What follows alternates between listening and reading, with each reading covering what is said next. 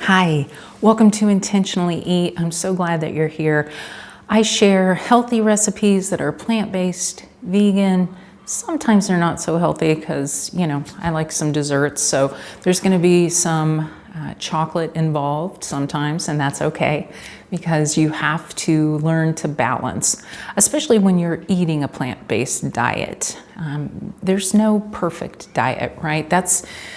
That kind of thought process is what led me to become more than 300 pounds and morbidly obese. But once I changed my thought pattern, then that's when I started losing weight. I've lost over 100 pounds, kept it off for years.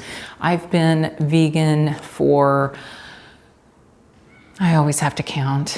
Let's think back. 2010, I went vegetarian, 2012, vegan. So do the math. Because hopefully this video will be around for a little bit and the dates will change. So yeah, I've been vegan for a long time and I do get enough protein, so you don't have to worry about that. If you are worried about protein, I have lots of protein recipes and I share all kinds of tips of how you can get protein too.